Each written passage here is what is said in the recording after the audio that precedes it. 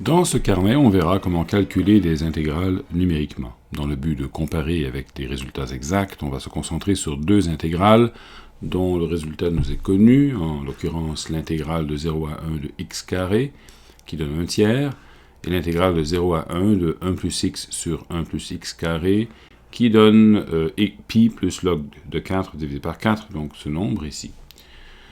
Premièrement, comparons avec une méthode d'intégration extrêmement naïve qu'il faut éviter à tout prix, c'est-à-dire celle qui consiste à définir un tableau de valeurs associées à des valeurs de x également espacées sur l'intervalle de 0 à 1. Donc, faisons un exemple ici, en ce qui concerne la première des intégrales.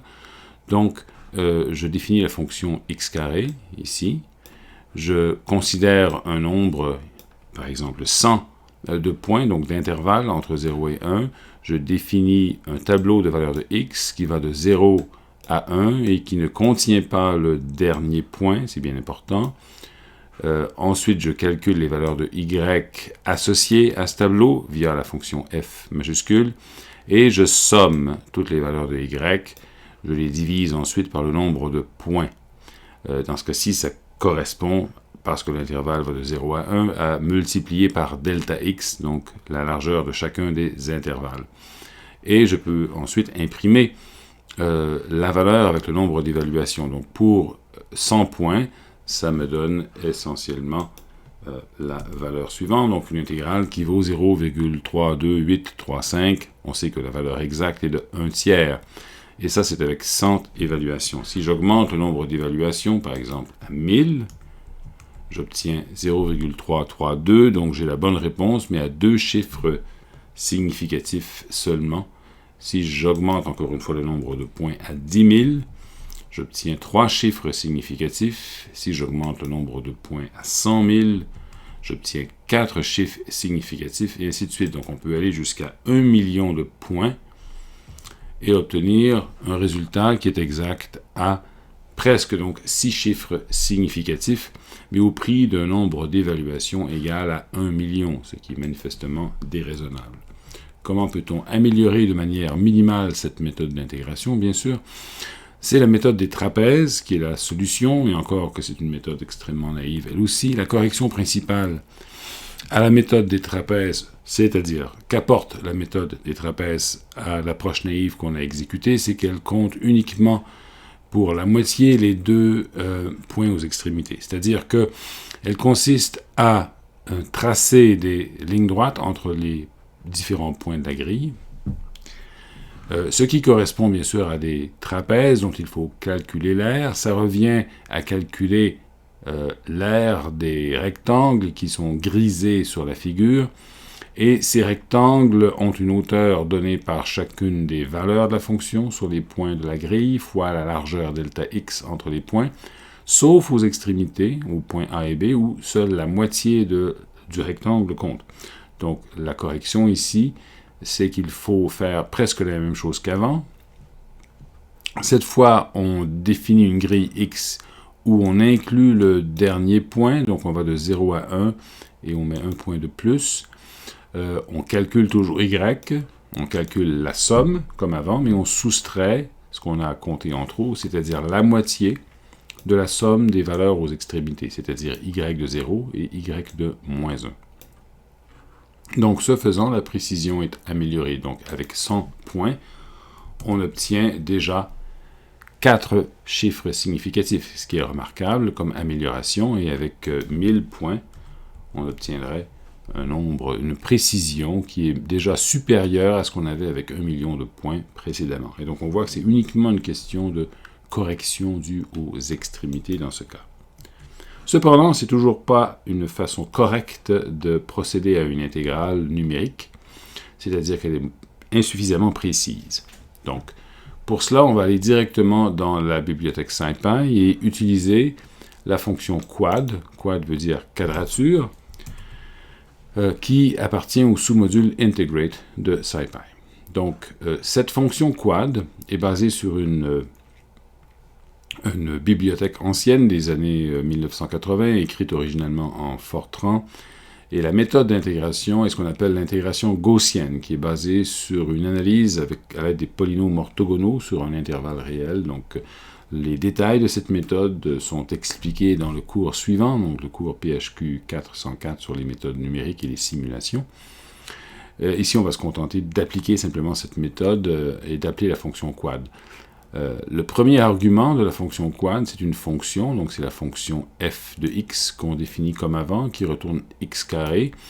La différence ici, c'est que j'ai inclus dans cette fonction l'augmentation, ou un compteur, disons, qui augmente de 1 à chaque fois qu'on évalue la fonction et qui repose sur une variable globale que j'ai appelée neval, qui est initialisée S0 ici. Donc à chaque fois que la fonction est appelée, le compteur neval va être augmenté de 1, comme ça on pourra connaître le nombre d'évaluations de fonctions qui ont été faites, et donc on pourra comparer l'efficacité de cette méthode à la méthode des trapèzes.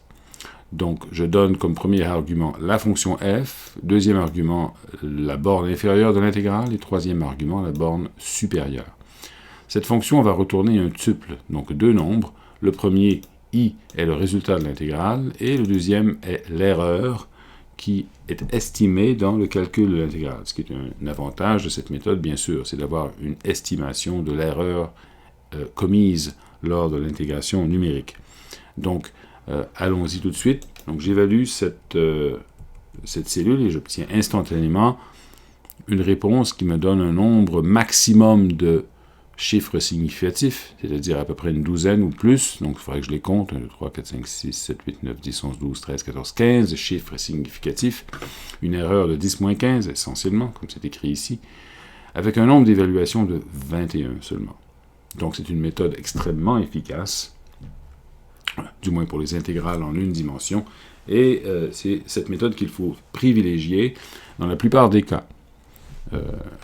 Les exceptions étant des fonctions qui seraient extrêmement piquées, dont la valeur est très élevée dans un sous-intervalle très petit et qui demandent donc un soin particulier, mais pour la plupart des intégrandes, cette méthode est la meilleure. Bon.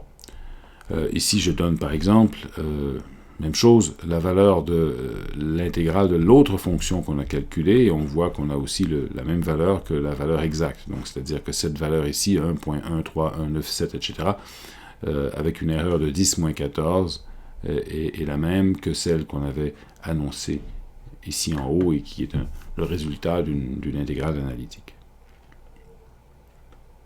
Voilà. Une variante dans l'appel de la fonction quad est de définir la fonction, donc l'intégrande, directement comme argument, c'est-à-dire à l'aide de ce qu'on appelle le lambda. Je ne sais pas si vous avez vu cette possibilité dans le cours IFT 211, mais on peut définir une fonction directement, une fonction anonyme, c'est-à-dire qui n'a pas de nom, qui est simplement définie par cette syntaxe où on met ici la valeur de la variable indépendante x et après le deux points, la valeur de la fonction. Donc on pourrait simplement appeler ici la fonction quad avec cette syntaxe comme premier argument, le lambda. Et ça fonctionne tout aussi bien, bien sûr. Qu'arrive-t-il lorsque l'intégrale est impropre, c'est-à-dire lorsqu'on intègre avec des bornes où l'une des bornes est infinie? Par exemple, dans ce cas-ci, on intègre de 0 à l'infini. Pour les besoins de la cause, NumPy comporte un mot-clé qui s'appelle inf et qui peut être donné à quad comme argument. Donc on pourrait écrire ici cette intégrale avec un lambda, donc c'est cet argument, et donc la borne supérieure serait simplement donnée comme étant np.inf dans ce cas-ci, et oui, ça fonctionne sans problème si l'intégrale existe. Que faire maintenant d'une intégrale double? Donc on va ici intégrer la fonction e à la moins x moins y entre les bornes suivantes. D'une part l'axe des x, d'autre part l'axe des y, et enfin la courbe y égale 1 moins x carré, qui est une parabole inversée, qui se termine bien sûr à x égale à 1. Et donc, autrement dit, si on l'écrivait sous forme analytique, on aurait cette intégrale à effectuer, et elle peut bien sûr se faire analytiquement, parce qu'on veut ici comparer avec le résultat numérique, et on obtient cette valeur. Donc pour faire l'intégrale double, il y a déjà une fonction définie dans scipy.integrate qui s'appelle double quad, donc dbl quad. Donc ça fonctionne de la manière suivante. Ici, je lui donne un lambda comme intégrande. Je spécifie premièrement les bornes extérieures, donc les bornes en x, qui sont des constantes ici, donc 0 et 1. Et je lui spécifie comme bornes intérieures, donc les bornes qui peuvent dépendre de x, je lui spécifie les fonctions de x. Donc je spécifie ici les fonctions de x sous la forme de deux expressions lambda. La première étant 0, identiquement, et la deuxième étant égale à 1 moins x carré. Donc de cette manière, j'obtiens une intégrale, son erreur, comme ceci. Remarquez que ça prend très peu de temps à calculer. Je pourrais également faire ça dans un nombre arbitraire de dimensions avec la fonction n quad. Cependant, ce n'est pas une très bonne idée d'utiliser cette méthode d'intégration lorsque le nombre de dimensions de l'intégrale augmente. Donc, pour une intégrale en 2 dimensions, 3 dimensions, ça peut aller à la rigueur, mais dès qu'on passe cette limite, ça devient de plus en plus long et de plus en plus difficile. Ce n'est pas tout à fait recommandé. D'autres méthodes existent à ce moment-là. Et surtout, lorsque la dimension de l'intégrale dépasse un entier à faible, comme par exemple, on peut montrer qu'au-delà de la dimension 8, il est plus rapide, plus efficace de faire une intégrale multiple à l'aide de méthodes stochastiques, donc ce qu'on appelle le Monte Carlo, qu'avec des méthodes classiques. Donc, donnons quand même un exemple de cette utilisation de n quad avec exactement la même intégrale qu'auparavant. La différence étant ici qu'on définit bien sûr une fonction qui donne les limites en x, une fonction qui donne les limites en y. Ce sont exactement comme les lambda qu'on a fait en haut, on aurait pu les utiliser aussi.